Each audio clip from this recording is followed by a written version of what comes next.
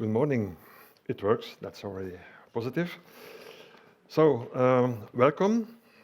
Good morning. Goedemorgen. Bonjour. Goedemorgen. So we will start with the first panel. I can ask, please, the panelists to join. So we can start, please.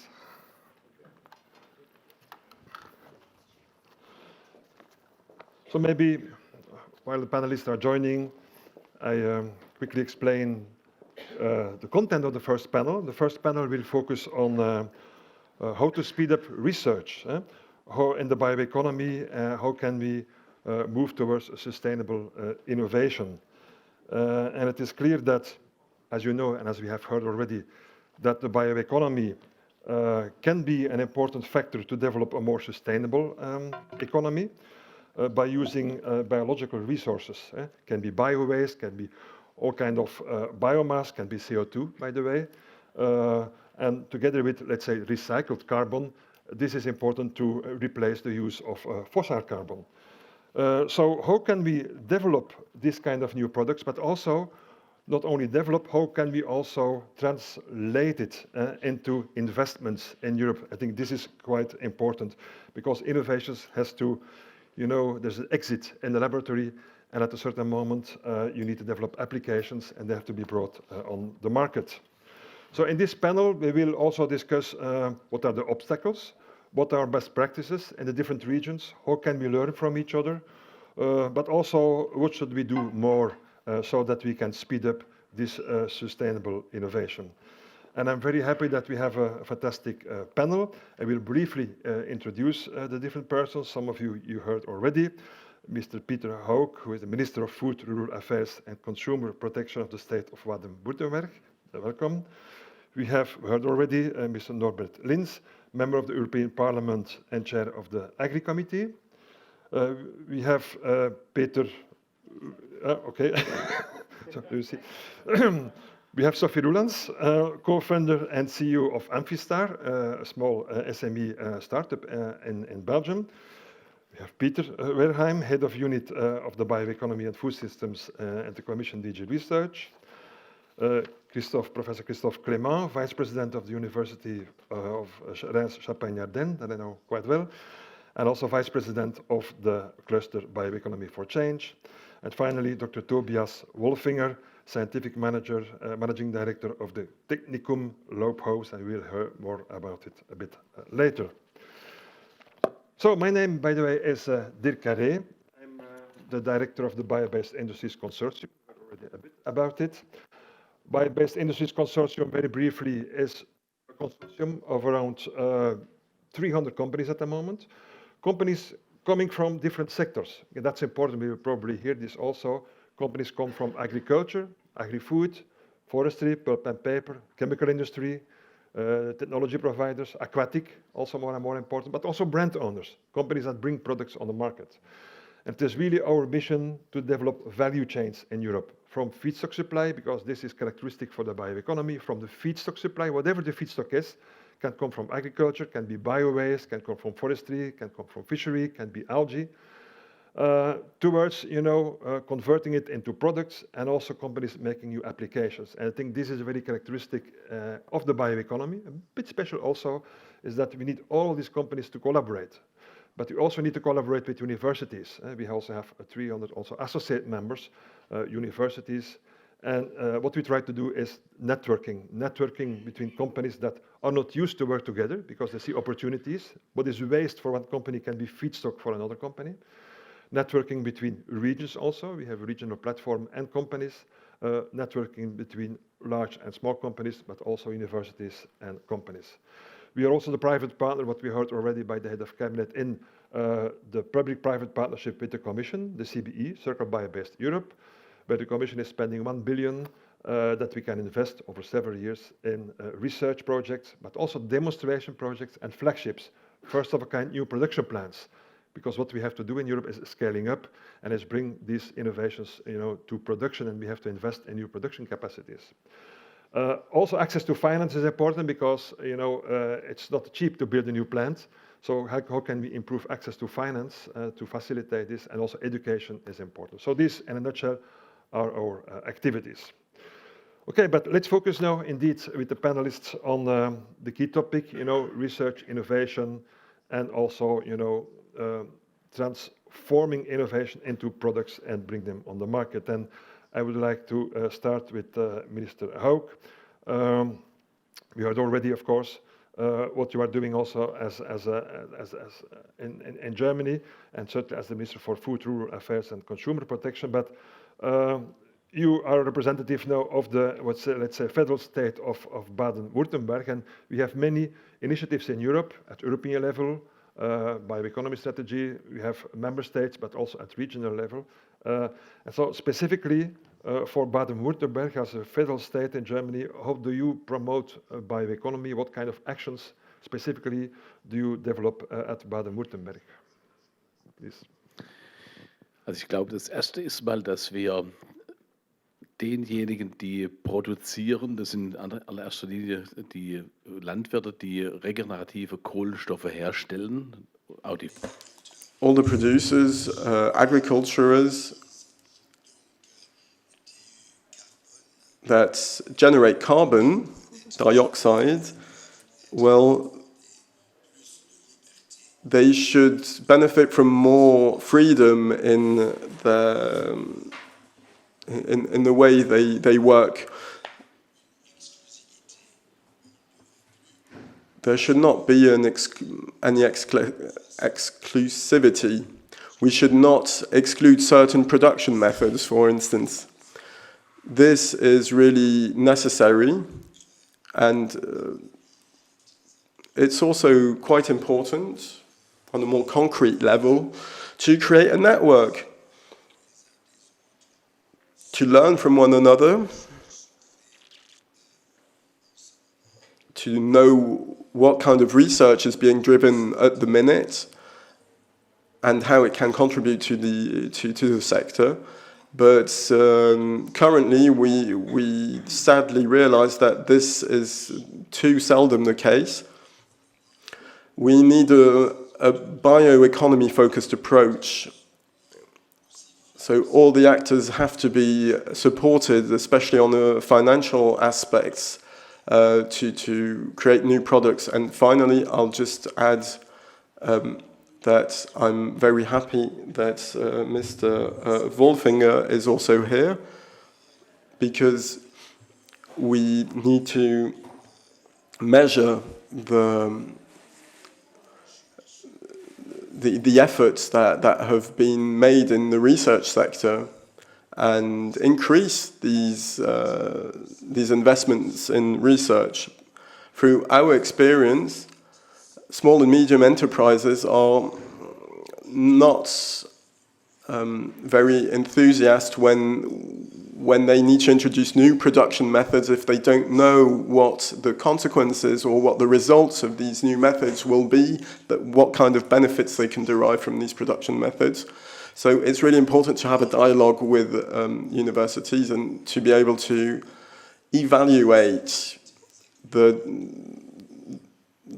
realm of possibilities within different sectors of the bioeconomy that have already been quite significant advances in research. And we can prevent thereby the risk of using too much money for research and not having any applicable results. And we don't want our good solutions to be exported to other countries either. Yes.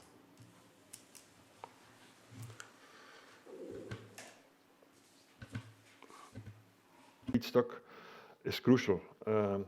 So what kind of actions, what kind of policies are discussed in the Agri Committee, and what can the Agri Committee do more to develop also, let's say, the support the bioeconomy in Europe? Ja, ich glaube, dass wir uns klar machen müssen, Peter Haug. I think that one thing should be clear for us all, and it was underlined by Mr. Hawke.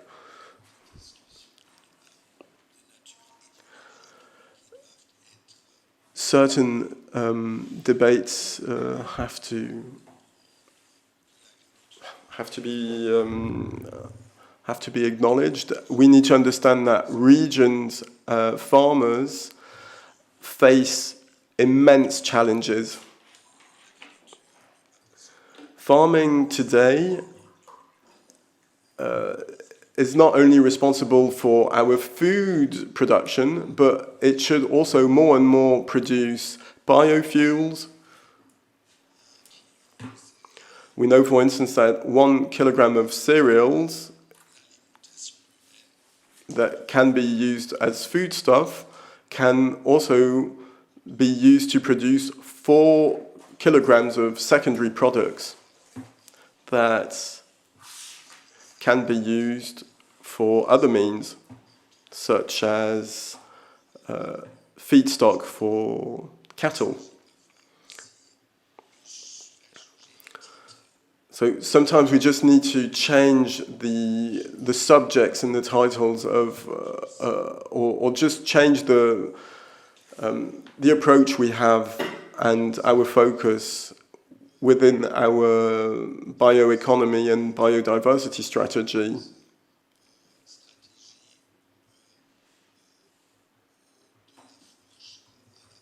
So our farm to fork initiative, for instance.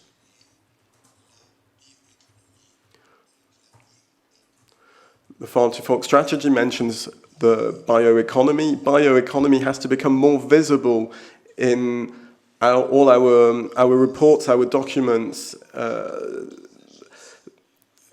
So biomass from plants, so be it wood or other types of plants, is necessary.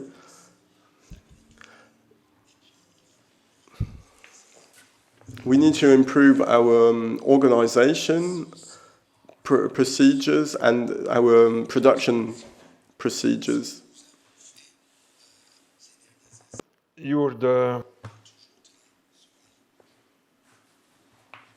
What Amphastar is doing, but also you have also set up this company. So what is your experience also as an entrepreneur in the area of bioeconomy? Did you observe any obstacles to scale up, because you went from lab to, I would say, setting up a small company? So did you observe some obstacles, and how did you overcome them? Yes, thank you. So maybe briefly indeed explain what Amphastar does. So we are a startup focusing on the development and production of biosurfactants. So surfactants, you've all used them today, and they're typically produced from fossil resources or palm oil. And so we provide an alternative where we use waste feedstocks and side streams, such as the one that you just mentioned, coming from the side stream from sugar production, for example, as alternative feedstocks. And yes, indeed, many obstacles on the way, but I think there's a clear goal. We really want to get rid of fossil-based and palm oil-based surfactants, and we've developed a lot of technologies over the past, up to 20 years, first at the University of Ghent, and then at the Est-Europe pilot plant. So I there already come to an important answer to your question. What is really key is scale-up facilities, pilot facilities. So we had the luck that we were very linked with the Est-Europe pilot plant in Ghent, and that we could do a lot of projects in the past, incubating the technology and scaling, because scaling the technology and proving that it works, it's key to convince your investors, but of course also the clients that will buy the product, especially using waste streams. So we did a campaign where we used food waste from supermarkets and converted into a biosurfactant that was used in a cleaning product by Ecover, and that was also made possible by actually CBE. We are in a project, Waste to Funk, where subsidies are provided, enabling us to do this, because as a small startup, you don't have a lot of funds, and scaling up these processes, it's also costly. So by the support of CBE, we could really do that and prove on the market that the product works. So that's really key. Getting this money, these funds, these calls that are organized also allow you to really work with all the actors across the value chain. So in the project, we work with a waste provider, but also with the end users, and that is really key to make it work. So collaboration, I think, is of the essence. Thank you. Peter, as representative of the Commission is already since many years active to support the bioeconomy.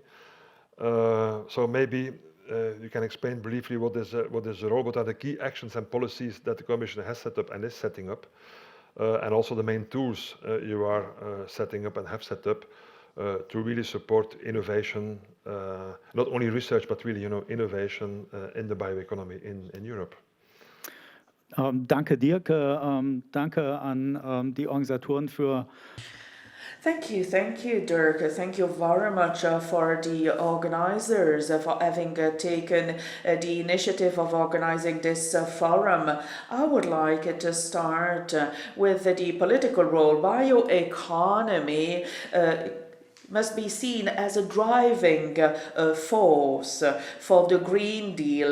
Bioeconomy connects the biomass production with other value chain. Biomass is really the foundation of bioeconomy.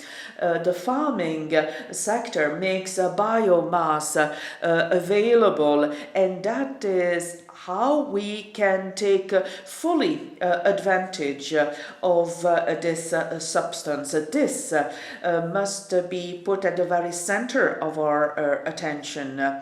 We've already talked about packaging materials, we've already talked about building materials and the use being made of biomass in these sectors. Biomass is also used in the wood sector, in the textile industry. And I must say that there's actually a great deal that the biomass can do. Really, biomass should be top of mind. We should strive to replacing plastic with circular bioeconomy products. It is important to make some channels emerge from the local level. We need to make sure that this is something that becomes more sustainable in the rural areas. I must say that thanks to bioeconomy, the rural areas have the possibility of being competitive. It's a way of contributing to biodiversity and the fight against climate change. Bioeconomy is really very important and will continue to be so in the future. Of course, we need political support. I must say that this is decisive to have a political support for bioeconomy. Bioeconomy originates from research and innovation. But at the same time, we also expect results to come from the laboratories, and we also expect these results to be transferred to the business world, to the world of companies. We must make sure that there is a full-fledged exchange among the different stakeholders. All of the stakeholders must be given the possibility to meet with one another and collaborate with one another. This is already taking place in the Great East region as well as in the Baden-Württemberg region. Policy making should be at the service of these exchanges. It should make it even easier to meet and to work with one another. The European Commission pays particular attention to strengthening the links between the actors, and it does not only apply to the European Commission. This is also true for the political decision makers, the politicians at a local level, who should also contribute to the fulfillment of this objective. We need a collaboration to be based on the strength of every protagonist. If you come from a region which has not yet developed a strategy, I can only but invite you to follow in our footsteps.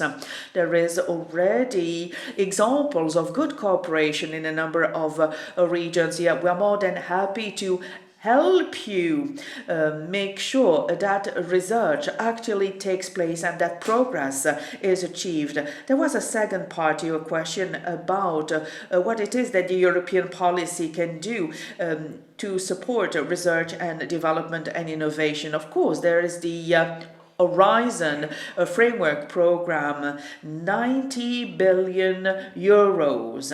Horizon is very important, and I was also working on Hogan at the time, and it was very important to make sure that Cluster 6 could make money available. We're here talking about 9 billion euros available for a 7-year period, and it concerns natural resources, agriculture and environment. I must say that this cluster has benefited from a good funding level, and we will continue to make sure financial means are made available.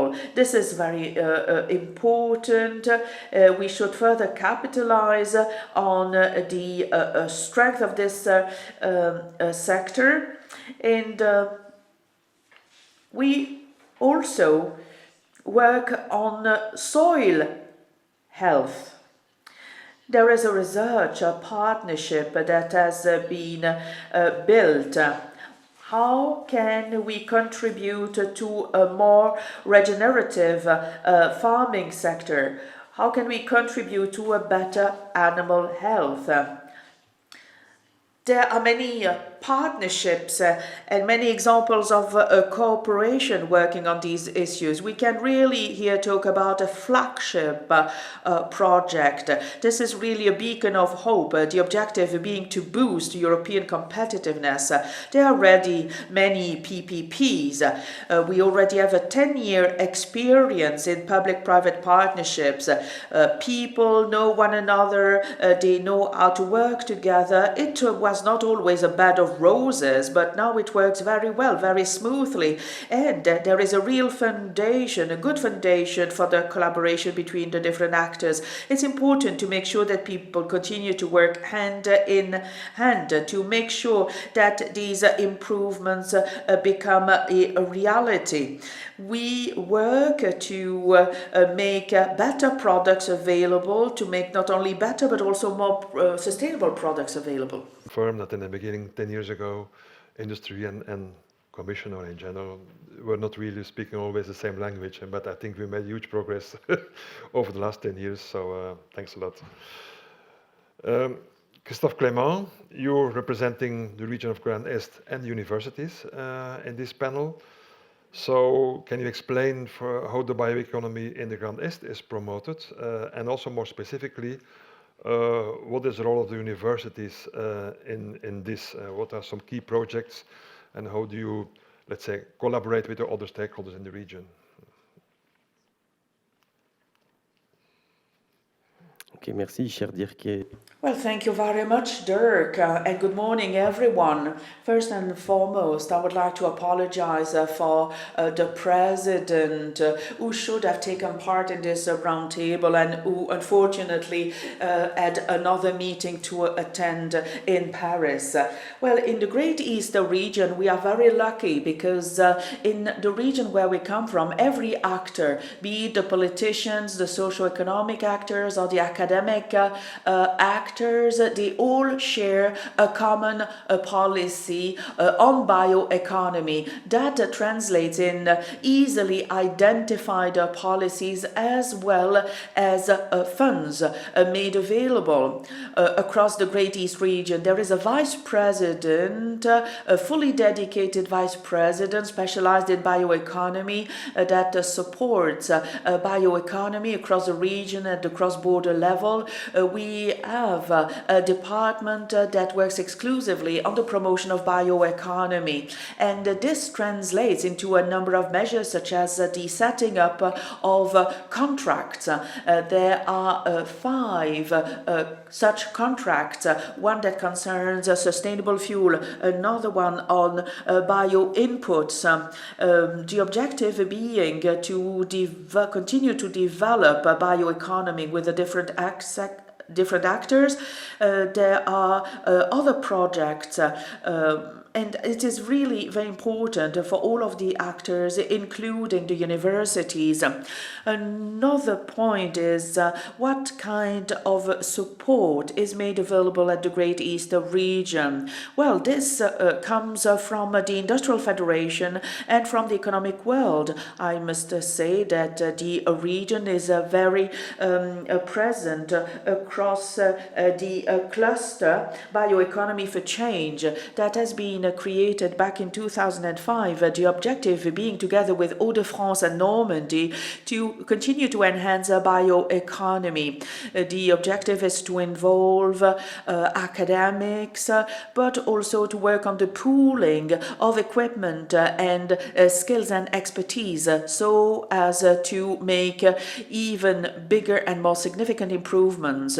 The region pays special attention to the academic activities on bioeconomy. I'm the vice president of the Rhine-Meuse Forum University, and it has been 10 years that the university has been working on the bioeconomy. Bioeconomy has been identified as being the main source of activity, and I must say that this has been particularly successful because the value chain of bioeconomy is particularly wide-ranging. It is important to develop differentiated research skills and competences. This is something that we had identified, and we as a university we have research competences that we want to take full advantage of at every link of the value chain. It's going to be even more important to continue developing these activities. This will be the priority of an institution. I was talking about the competences. These concern all of the technologies that will make it possible to help new companies to set up a business, but we shouldn't forget the research aspect. We need research activities to continue with a special focus on the compliance with the EU standards.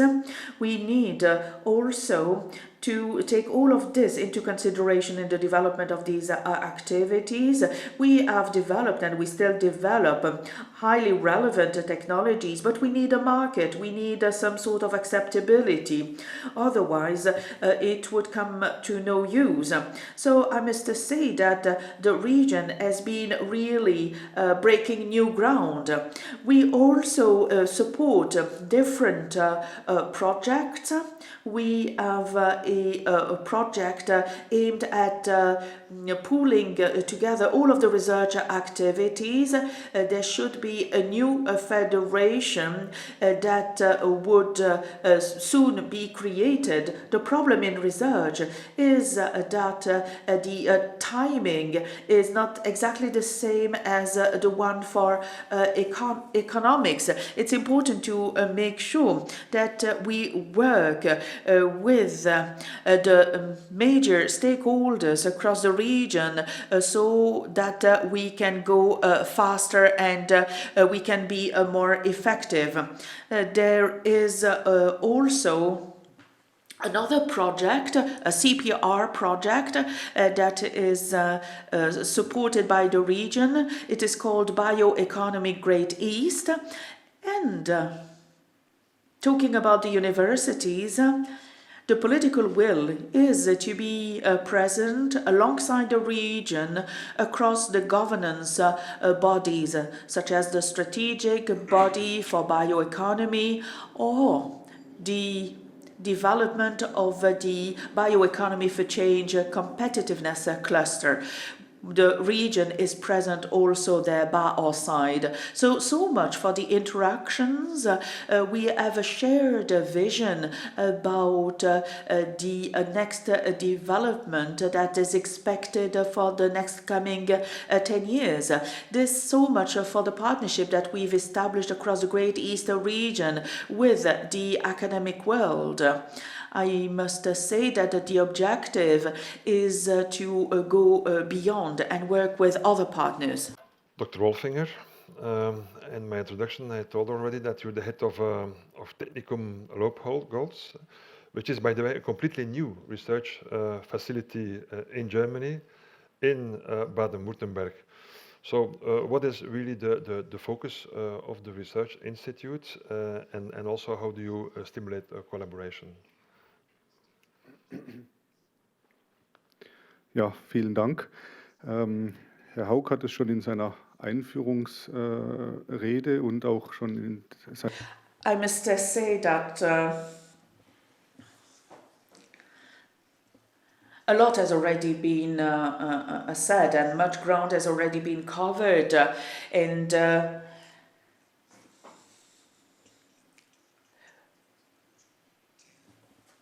we must make sure that we continue to work on technologies. We know that technologies have been developed by universities, and it's important to make sure that these technologies are made available to the companies.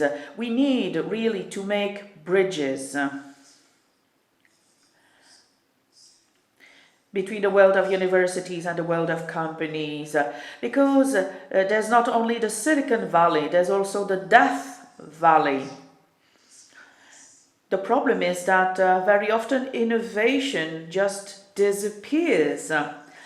Innovation is lost, meaning to say that the market simply cannot take advantage of innovation. We must make sure that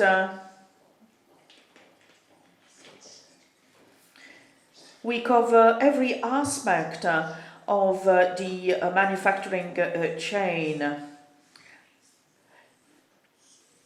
We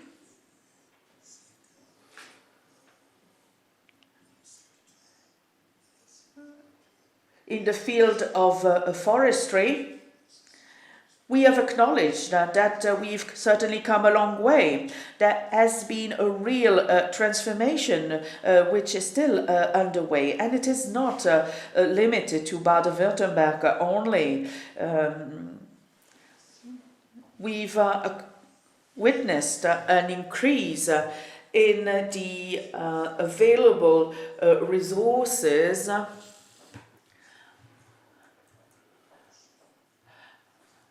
for different types of species, such as beech, oak. But at the same time, we have witnessed exactly the same phenomenon when it comes to raw materials. So we aim to make sure that more raw materials reach the market and are available on the market. That is why we should take full advantage of innovations coming from the universities and the institutes of higher education. One should not limit himself to one single school, one single university. We should work hand in hand. We simply cannot go by it all alone. We must make sure that the universities and these institutes of higher education, that they become a place that's going to work with these companies, even though we acknowledge that they wish to keep and preserve their freedom of conducting research. We could also here talk about other biotechnologies.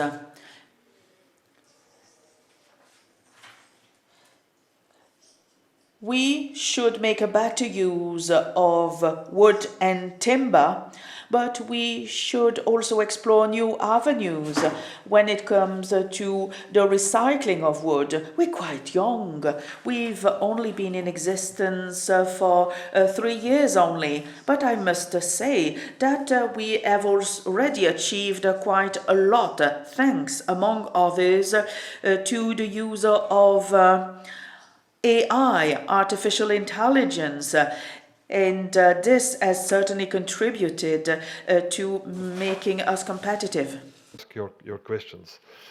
So, Herr Minister, you just also explained that within your ministry, or at least that's what I understood, the bioeconomy is located in your department for the development of rural areas. But we all know that bioeconomy, you know, you have, in the academic world, you have different disciplines that have an impact. In the economy industry, you need two different sectors that collaborate. But also in the area of policies, you have different policies that have an impact on bioeconomy, agriculture, rural development, environment, innovation, and so on. So in Baden-Württemberg, how do you coordinate with the other, I would say, policies and other departments? Ja, ich glaube, innerhalb des eigenen Ministeriums ist es jetzt kein Problem, weil bei uns hat das Thema der Bioökonomie. There is absolutely no issue regarding our collaborative work because it is a real political priority for us. We are searching for opportunities to mitigate the negative consequences of climate change. That's why we have created a research unit within the sector for rural development. Mostly we're talking with small and medium enterprises in this sector. There are basically two main work units.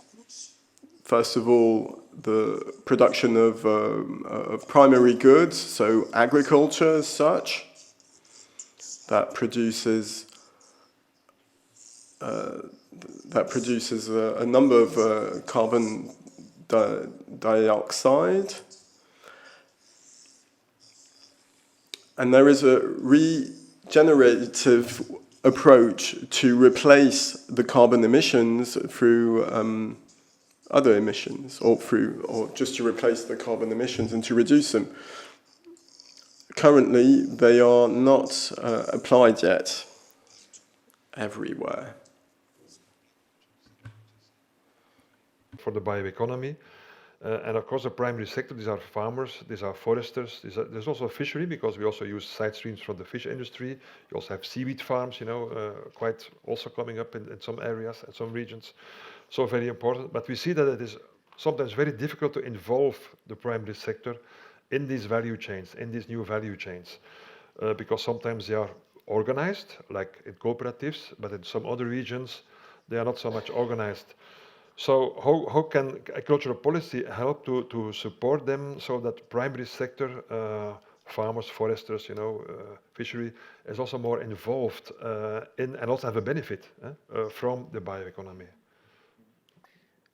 Ja, vielen Dank. Ich glaube, die Analyse ist nicht ganz falsch. I think your analysis isn't completely wrong. We see differences within different regions.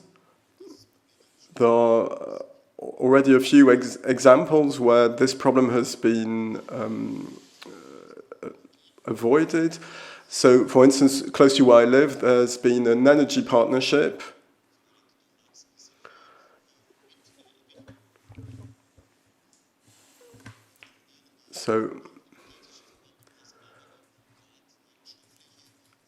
So there's really a use of raw materials in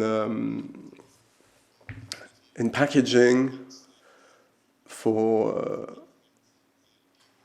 to create bio packaging solutions. That's what we showed just earlier. So our hypothesis is that innovation takes place in our cities, and they need to be transported to the countryside. But this isn't really true, because we really have innovations both in the cities and in the rural setting. So there's really there's also issues within the rural setting. We've seen protests right now because they have the impression that they don't have the resources they need. That's what's been a subject in the recent days. So differently to the food production branch, in bioeconomy we need to be better able to integrate the primary sector. So my hypothesis is the following. I have the impression that in Europe as generally, but in France also, in the rural setting, some people have the impression that we are citizens, second zone citizens. We are always trying to catch up with the technological innovation. I would like to hypothesize that if we are able to measure the challenges of food security, of energy, of biodiversity in agriculture, well, then I think that there will be a lot more value created within the rural areas, and it will be a new golden age for our countryside, for our agriculture. I really see a lot of potential, of opportunities. We need to make sure that we create added value. How you were setting up your company and what kind of support you had also in your research and in the innovation and the scaling up. But then, of course, you have to bring your product to the market. And so how can policies, I would say, better support young companies like yours to bring products to the market? Because at a certain moment, you have to make money. Yes, very right. Sorry. Yeah, so what is really difficult is that you always have to compete with standards. Synthetic, for us, it's fossil-based, palm oil-based, and typically that's a lot cheaper. That's, of course, related to economy of scale, but also because the technologies have been really fully optimized, the depreciation has been none of the facilities. So there, yeah, policy could help by promoting bio-based or by punishing fossil-based. I think it's really key towards the future. I think most of us or all of us maybe agree that we should keep fossil in the ground. And I don't yet see enough, really something punishing. I know, of course, we are still very depending on fossil-based economy, and we don't want to give away any of our comfort. But I think putting something forward can also speed it up. We really see that policy changes really make a drive, really drive innovation, because then companies also realize that they will need to make the change or they will die.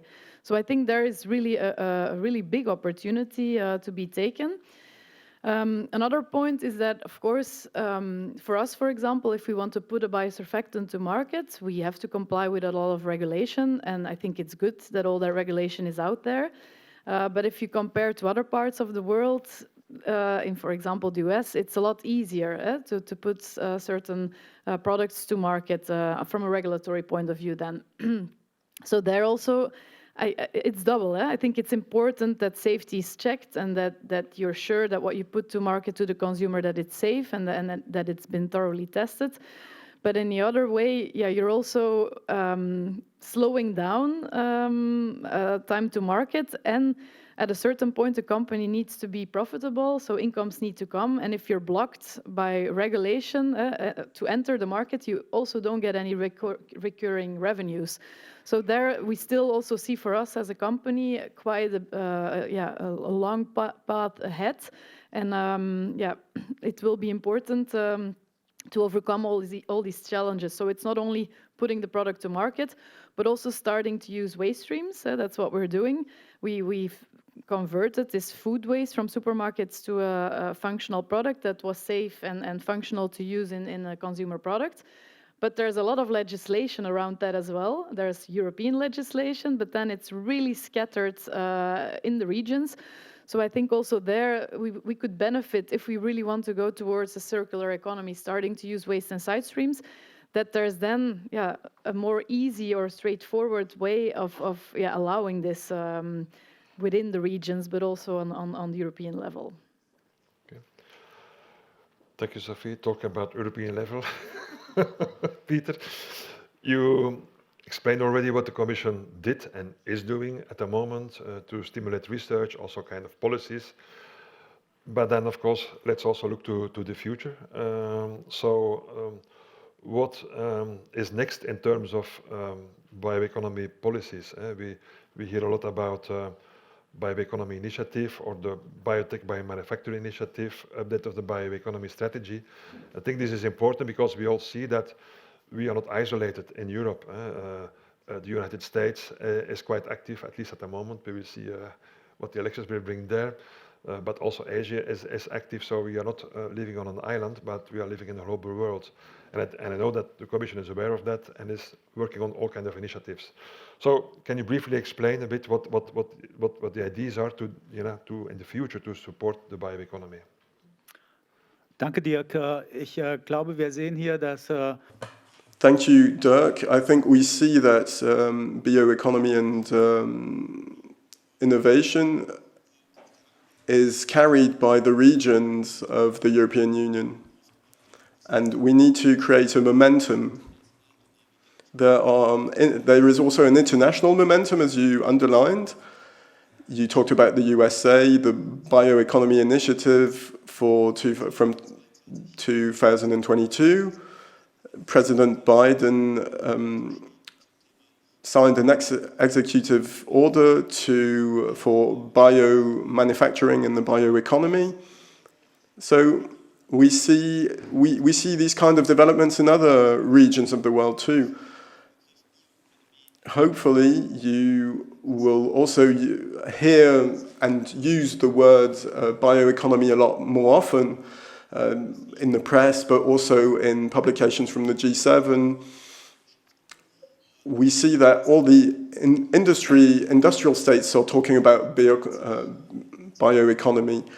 Brazil is also going to introduce the concept of bioeconomy within the G20, and in Brazil, they really see the bioeconomy as a concept for green growth. There is a state secretary for the bioeconomy in Brazil. So they're really working on G20 approach to the bioeconomy.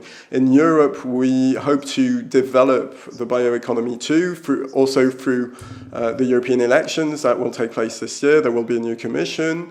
The theme bioeconomy is going to be a central one. We work within the commission, just like you described it in Baden-Württemberg. We also work in cross-disciplinary approach. We work with agriculture, with the environmental aspect, and other directorate generals together. We are trying to craft a new strategy for the bioeconomy. And at the same time, there are also initiatives in the field of biotechnology and biomanufacturing that was underlined by President von der Leyen last year. So we can really see that the themes that are debated here today will be debated on the political level. How can innovations be supported by the European Union? How can solutions developed in laboratories be put on the market more quickly? So these events are really major and important for us to bring people together.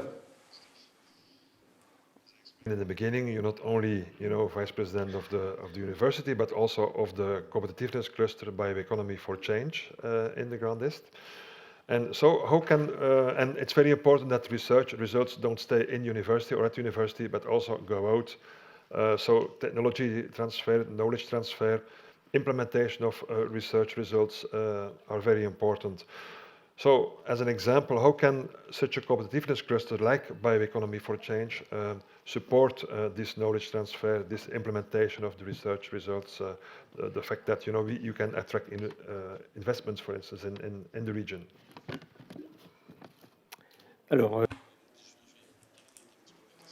Right, so I'm going to keep my academic hat on to start with. I think the first point to reflect upon is the evolution of academic activities that, in regard to bioeconomy, is to open the results of our research and our universities to the private sector actors and the socio-economic actors to integrate European and regional policies also. It's extremely important to adopt this open approach. Historically,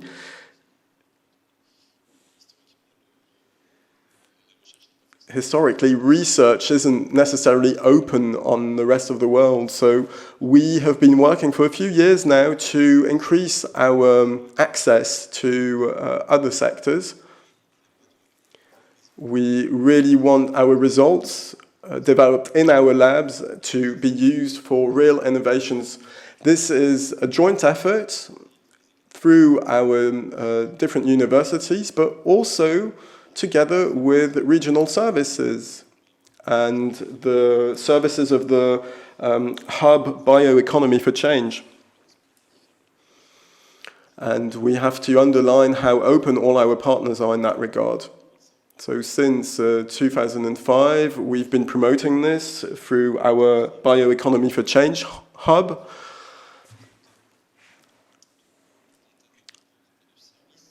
With a number of services and programs to accompany companies and universities to work together on the joint innovation path to try and accelerate the development of SMEs and to enable them to structure themselves to survive in the economic climate. That has enabled us to develop more than 350 projects since 2005 through a lot of investment. So this, through the establishment of the BIC project, we are able to support to go even further, and not just to stay within our region, but also to bring together to create synergies between different competences and skills in Europe and transfer technologies towards concrete applications. There's another tool we have to accelerate and optimize our use of the means we have at our disposal. So it's to use common overarching issues in link with the bioeconomy. So we've established a priority, 5 priorities for the future regarding resources, food and feed, biomolecules with added value for different uses, and then bioenergies and bio-raw materials. The communication we have initiated around these themes is part of our work at the Hub for Bioeconomy, but this enables us to bring together different driving forces and promote good applications of research that has been undertaken in university laboratories or even in private laboratories. So, is doing, what the focus is of your research. Can you explain us how do you stimulate collaboration with companies, and also how do you stimulate collaboration with stakeholders outside of the region? And how do you, create and improve your visibility as a center of excellence in Baden-Württemberg, but to the rest of Europe, because that's important also. Ja, sehr gerne natürlich. Also die Zusammenarbeit mit den... Yes, it's a pleasure for me to talk about that. Working together with the private sector is very important, because they are integrated in the market, and if we want to develop something in Baden-Württemberg, it's good, but if at the end of the day the consumer does not accept the new product on the market, it's a problem. So that's why we first look at the market, we look at our companies, we see how we can integrate them, and we debate with research institutes, with universities, how can we address these needs from the industry?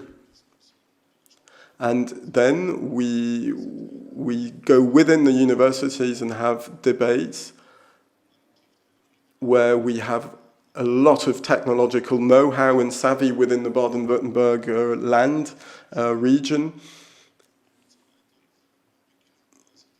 And so we try to see how we can use these technologies within the Technicum Laupholz to not only establish the central processes, but also all the surrounding processes to support our companies when they try to apply these new technologies within the local market.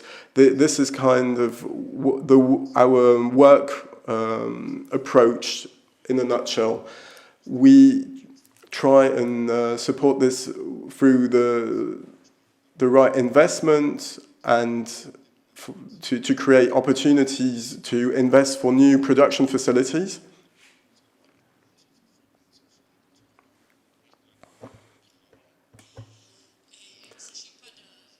It's not. We are talking about tons of products at the end. So we are trying to work for a large market, not just for small quantities. So we need real collaboration within the regional framework. You've asked the question. So we have two examples from an industrial perspective. There's certain industrial players known worldwide in the wood industry where they're regional companies, but well, we also need to work on a global stage because climate change is not just an issue here in Baden-Württemberg, but also worldwide. So in Baden-Württemberg, we're talking a lot about forestry industry. We take part in different forums regarding the wood industry. We organize international workshops. We really interact with the rest of the world because we have solutions for global solutions, basically. We are looking to go beyond our region for the world. Are there any questions from? There's a microphone coming. Somebody with a microphone coming.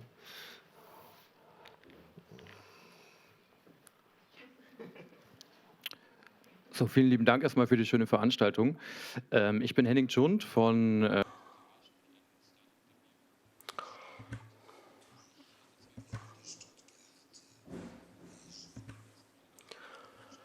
So we are from a company in Stuttgart and we're trying to automate our production means. And the cost of raw materials is also an issue. So we try and use residue streams from the agriculture sector. And what we've noticed by this debate, this innovation within the industry, I sometimes have the impression within the startup bubble that it's difficult to understand how existing industries can use these new technologies. It's not just only about supporting existing industries that have research resources, but also smaller startups. Because only by stimulating those small startups will we be able to convince larger established industries to use other non-fossil fuel-based solutions. That's the first aspect. So we have a small office, and just next to our office, there's a big empty hall. I've heard it's a stocking facility for for Stuttgart. It would be a great place for us to develop our activity. We know that it belongs to the Baden-Württemberg region, so I would like to, I tried to take contact with the relevant authorities, but no one took me seriously. People just said it's not possible. But if we really want to stimulate the bioeconomy, especially at this early stage, when we still have to remain within the cities where we need very qualified personnel that we find in cities, well, then we really need support. For instance, in this very concrete example, that there is here, there are infrastructure facilities that can be used for the bioeconomy. So why is there not more support there? Thank you. Who? Okay. Donc, I would talk with Legensbau, who is responsible for agricultural projects. I can give you the contact there, but this shows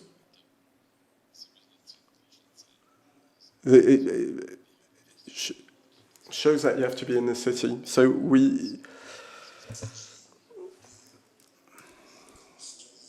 we've noticed that we need to build the research center and competence and skill center, Laubholz, for wood, that is today formed of around 70 employees.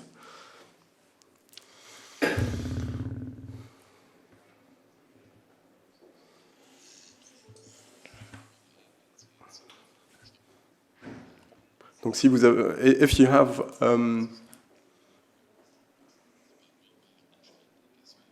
a project in Baden-Württemberg, we will support if we can provide the framework to enable your company, then we will do it. So we also need to take into account that the economic climate at the moment is favorable. We need to have capitals of, streams of venture capital that can be directed towards smaller companies. For instance, 3 years ago, there was a stronger momentum. So I would like to welcome you in Göppingen. It's really close to Stuttgart. It's one of the objectives of Laubholz is to create industrial infrastructure platform for companies, for people to be able to act quickly. We know that there needs to be investment in transformative infrastructure, so in halls and to enable product innovation. The infrastructures at our disposal at Laubholz Technicum are at the disposal of regional startups. So it's really part of our mission. Even if our name is Technicum Laubholz, we favor the use of biomass in general. I would like to contribute also. I think, Herr Scholz, you talked about biomanufacturing. It's a very important sector for us, but also for biotechnologies. Within the next few months on the European level, it's going to be debated very often, because the question we have is how can we achieve good results, the good results from research and innovation, how can we use them on the market? So streaming venture capital fluxes is an important aspect, but there are also some good example of European venture capital funds. There's a circular bio-based fund to invest in the bioeconomy and small companies such as yours. We understand that this is not sufficient. From the investment side, venture capital is not always sufficient. We know that in the USA, for instance, there's a very different climate when it comes to investment of venture capital and in terms of the risk that investors are ready to take. So perhaps we should try and establish these models in Europe a bit more strongly. This will be a mission for the next Commission also. Well, within BIC, so our organization, 80% of the members are SMEs and small companies. And also in the CBE, 40% of the funding, of the total funding, is going to small companies, which is one of the most successful, I would say, instruments at European level. But we're also organizing, indeed, pitch events, for small companies, for larger companies, and for venture capitalists. And we also educate, we help. It's kind of pitch academy on how to give good pitches to attract money. So we can discuss in the break. I had prepared for everybody a last question, but I also see there's somebody in the audience who wants to. So then I prefer to give the audience the opportunity to ask the last question, and then we will stop. So please. Oh, thank you. Hello. My name is Professor Linson. I'm a neuroscientist interested in politics. Two very short points. Mainstream education has not trained our civilization to understand, let alone manage, global complexity. There's a need for a fundamental mindset, education, and governance reform. The other thing is, panels spoke of interaction, collaboration. There is this issue of trust. We organized some time ago 5 independent international polls on LinkedIn.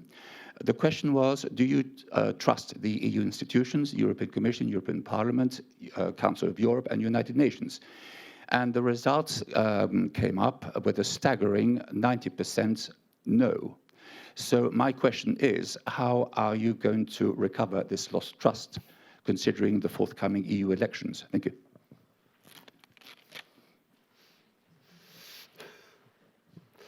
A volunteer? I'll try my best and I'll take the plunge. Concerning bioeconomy, which is a topic of the day, we have started a campus. It has several objectives, but the objective number 1 of the campus is to really democratize the very word bioeconomy. Because we know what bioeconomy is, but by and large, the average population doesn't exactly know what bioeconomy is and means. And very often when you ask them what bioeconomy is, they will tell you that this is the economy of everything that is organic, which is not the case. It's important to start at a very early age. At primary schools, we should, teach toddlers and children what bioeconomy is. We should explain how and why bioeconomy can become a new way of working, a new way of making research. So this is one of the initiatives that we have been working on, and I must say that it has been quite successful. We have developed comic strips for children. We have a number of educational materials that we use in order to explain to children, but also to old age people, what bioeconomy is and how it works. And maybe in a few years' time, if they repeat the same polls, maybe the results are going to be different. At least I hope so. So this is my answer, and I hope that this will help us moving ahead. This, I think it was already said in the beginning that we today face multiple challenges. We have polycrises, and therefore we need concepts that can deliver solutions, that make contributions to all dimensions, basically, of sustainability, economic, social, and ecological objectives. And in that space, I believe that the bioeconomy is a very, very good concept. It's like the circular economy. It's a trustworthy, it's a credible, and a proven concept. We do already have many good examples which were discussed here. And we need to scale these good examples, and of course we also need to communicate, and that will hopefully also reinforce trust in the institutions that are working on these policies. Just to conclude, I think awareness is not easy because a bioplastic and a plastic and a biofuel and a fuel, it's, for the consumer it's all the same. But the more bio-based, new innovative bio-based products come to the market, and the better it is explained, the more brand owners are involved because they also know how to explain. I think the bigger the opportunity is that young people, especially because I also have young kids and I see the difference, that they really understand why this is important. If you buy textiles and it is indicated that this textile is from recycled or it's from bio-based, young people, they make the difference. We're still not there yet, but I think the more products are commercialized, are brought on the market, the bigger the chances are that people will start to be more aware what is the advantage of bio-based products also for the environment. At least that is also my input. I really think we have to stop because I think the next panel has to start. I really would like to thank the panelists, and I would like to give a big hand to the panelists and thank them a lot.